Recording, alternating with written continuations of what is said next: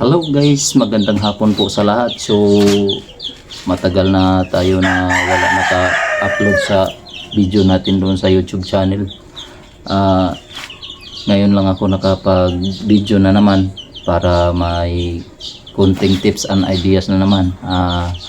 Mag-share na naman sa mga kunting kaalaman po sa hindi muna tayo ngayon sa mga makina at saka sa wirings guys. Dito muna tayo ngayon sa sa pag-alaga ng mga sisiw. So may share ako sa inyo ngayon guys na paano natin pagganahin sa papagkain ng mga sisiw natin. So yun ang i-share ko ngayon sa inyo guys, kung paano natin yun na yung mga sisiw natin ang lakas kumain. Kasi yung mga sisiw ko ngayon guys, so lagyan ko ng pagkain, ang hina nilang kumain. Kaya ngayon i-share ko yon sa inyo kung papaano natin pagganahin sa pagkain yung mga sisiw. So continue kayo sa pagpanood guys. Sa lahat ng mga viewers at sa lahat ng mga subscribers, thank you po. At sa wala pa nakasubscribe, please subscribe, paki-hit notification bell, like, comment and share na rin para updated sa mga bago kong mga video. Siyempre wag muna kayo mag-skip ng ibang videos guys. Continue kayo sa pagpanood sa video na ito para meron din kayong matutunan kahit kunting kalaman lang po. So thank you po. So sa hindi ko po umpisahan, intro muna tayo.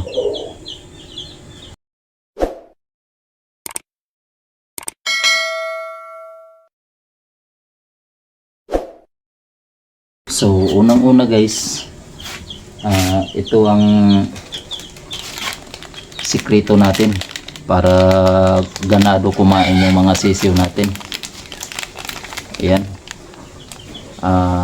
Kailangan meron tayong Bitmin Pro. So ganito lang din yung gagawin ninyo guys. So ipapakita ko din sa inyo kung paano natin to gagawin para doon sa pagpainom sa mga sisiw natin. So ito yung ang pagpainom ko nito guys, aga at saka hapunan, kasi mayroon din akong pagpapainom sa tanghali. So ito guys, ituro ko sa inyo kung ano proseso nito sa pagpapainom para ganado talaga yon kumain yung mga sisiw. So ito guys, maganda na tong vitamins nito guys, kasi meron siyang vitamin E, meron siyang vitamin B, vitamins Z, vitamin C at saka vitamins K. Ang dami na nito guys sa mga vitamins na ito. So kaya ito ang ginamit ko guys, kaya napakadami sa vitamins na pwedeng ibigay nito doon sa mga sisiw natin. So sa tanghali naman guys, magpainom ako sa sisiw na ito sa tanghali. Ito ang ipainom ko sa tanghali. Yan. Pero sa panghapunan at saka pangagahan, ito ang ipapainom ko. So tara, simulan na natin. Ito na nga yung sisiw na papainumin natin guys. So tingnan nyo kung paano ko to ihalo guys. So continue lang kayong manood dyan.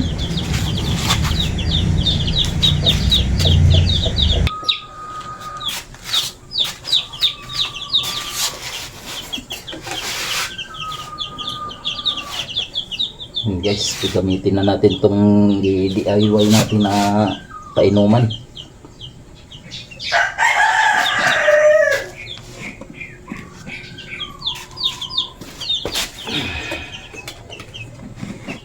So maglagay kayo ng tubig guys, dahil yung nagdepende sa sisiw natin kung ilang piraso.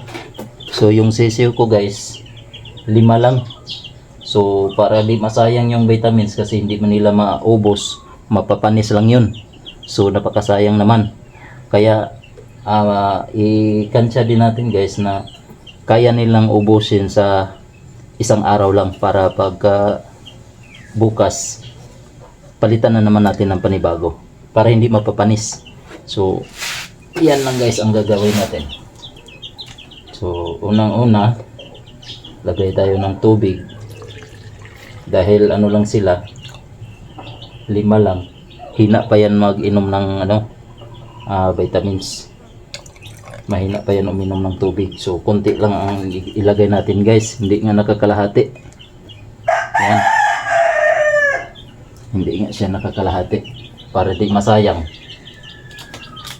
Kaya ganyan lang gagawin natin.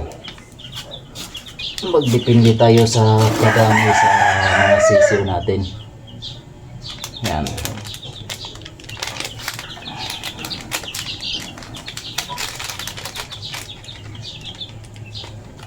Siyempre, matagal na din ito maubos guys. 5 lang sila eh. So, kunti lang din ilagay natin. Napakasarap sa bango nito. Parang tiki-tiki guys. Yan. Parang tiki-tiki sa bata na vitamins din.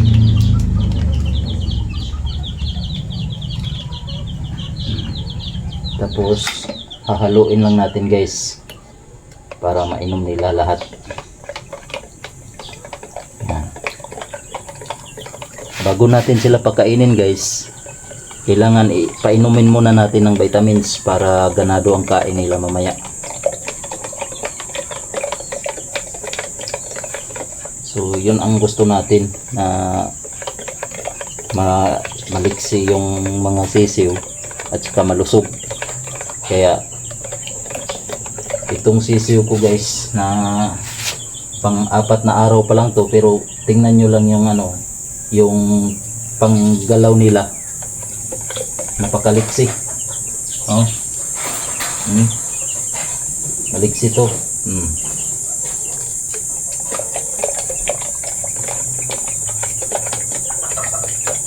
Yan, nag-abang na sila sa iinumin nila guys na vitamins. Haluin lang natin ng mabuti. Ayan guys, tingnan nyo lang. Ano pa lang yan, 4 days pa lang yan.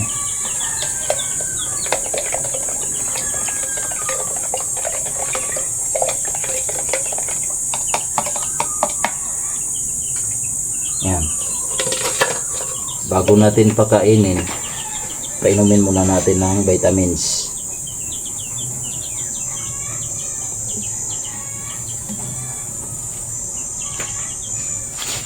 Yan o. So ilagay na natin dito. Yan o. Wow, lakas uminom.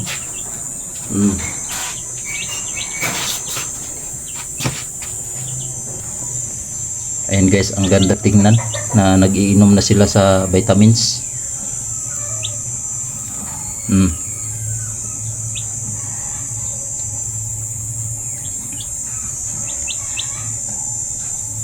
Pagkaganda tingnan sa mga sisiw guys.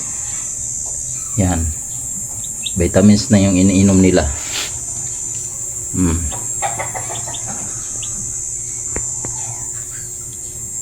Yan, bago natin pakainin guys, painumin muna natin para malusog at maganda yung katawan nila at saka matakaw na rin sa kain. Yan lang ang pinakasikreto para tumaba sila. Yan. Ang pagpainom natin ito guys, buntag hapon lang, umagat hapon lang ang pagpainom natin ng mga sisiw na ito. Ayan, ang bilis lumaki guys, 4 days pa lang, tingnan nyo yung laki na. May nagtubo na napakpak, mataas na yung balhibo sa pakpak nila. 4 days pa lang yan guys. Sa 4 days ang haba na.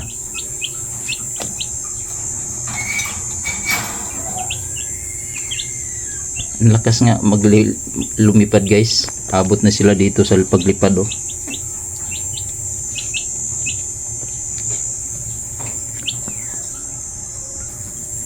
And guys, talagang hindi talaga nila maiputan yung iinumin nilang tubig.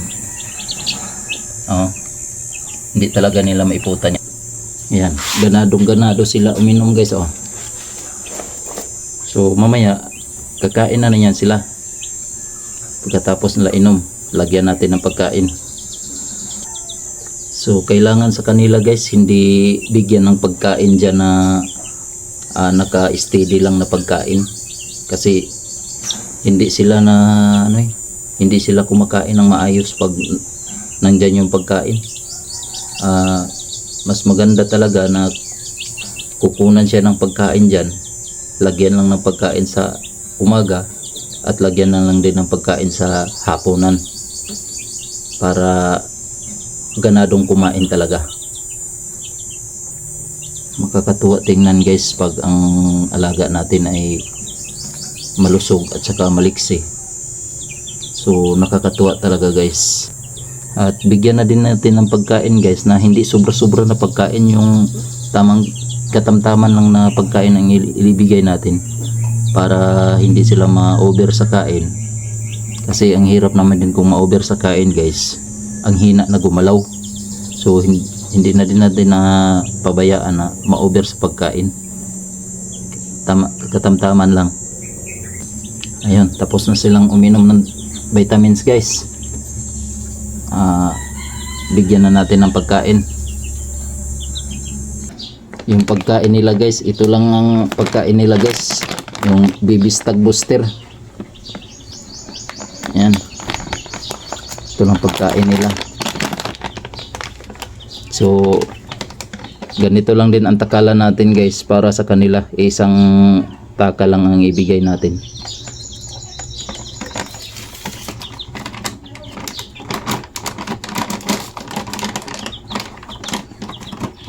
Mahirapan na nga sila o mag-ubos dito sa isang takal na ito guys, dahil kay hindi pa sila ganadong kumain.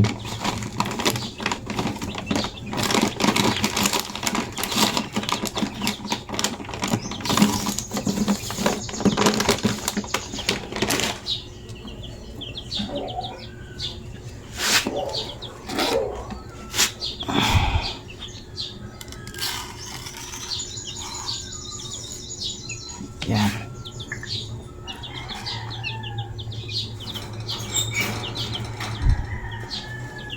Kain na kayo. Ayan guys. So, ang takaw. Oh. Yan. Ganyan sila katakaw guys pag maka-vitamins. Yan, nag-agawan na. Ang lawak sa kainanan pero nag-agaw pa. So ganyan lang guys ang sekreto. At sana may natutunan kayo. Salamat sa lahat na mga nanood dyan. So thank you po sa inyo. Sa wala pa nakasubscribe, please subscribe, pakihit notification bell, like, comment, and share na rin para updated sa mga bago kong mga video. Thank you po. God bless all. Thank you for watching.